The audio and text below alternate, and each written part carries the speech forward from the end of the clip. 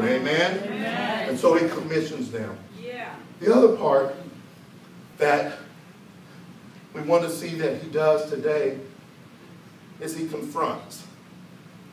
I am one of those type of people who hates confrontation. Any one of those in the house? Yeah. My backside is about the size of a 90-degree angle. Because unless I'm in the corner, I don't usually come out for confrontation. Just keep on backing up and backing up. But that's when you look at confrontation as only one of those things that will hurt. Not when you understand that confrontations allow you an opportunity to identify truths. Allow you an opportunity to get in-depth information down into the essence of who we are for a greater purpose. Jesus, he comforted his disciples. He commissioned his disciples, but then he needed to confront. What we read earlier was that when others said that Jesus had risen and he had shown up, there was one disciple who hadn't seen him. That was Thomas. And everybody started calling him Doubting Thomas. Because he says, if I don't see the scars, I won't believe. And so, when Jesus came in and was there with his disciples, he showed again his hands.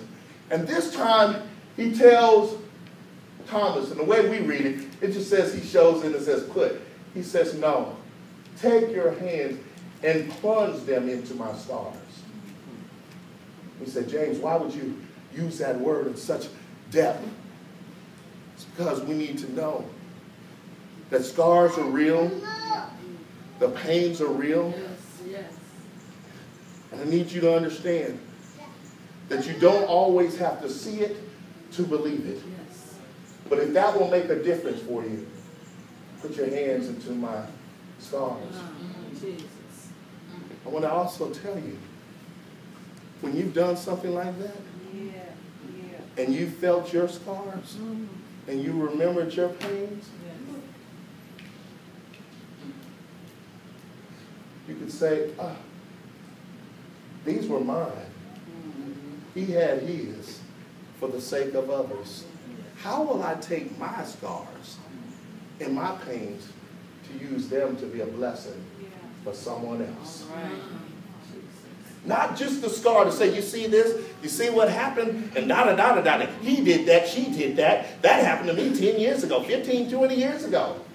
No. To see this and you say, you see how this happened? And you know why you're going through this experience? This happened to me 15 years ago. And the Lord brought me through it. There was a sister that came here and a brother that came here and helped me get through it. And they did it for me, so I'm going to do it for you. Yes, yes. See, he confronted. Yes. Because he had to move Thomas from where he was to where he needed to be. Yes.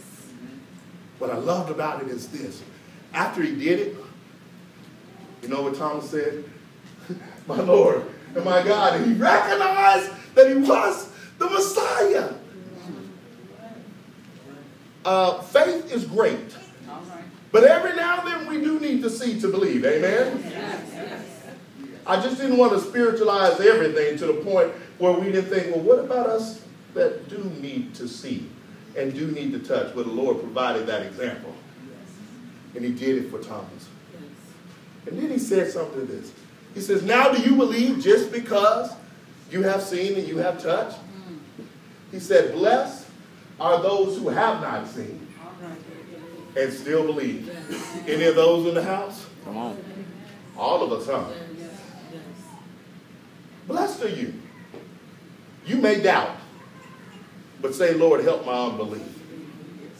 You may struggle, but Jesus himself said, blessed are you because you didn't see and you believe. You didn't see and you believe. And you keep walking it out. Day by day by day by day. Because he ministers to us where we are. again, our first seed today, receive comfort. Receive, as Becca shared with us earlier today, the peace of Christ. The peace of Christ be with you. Also with you. Receive his peace. It's not a peace that happens just because everything is perfect. It's a peace that surpasses all of our understanding.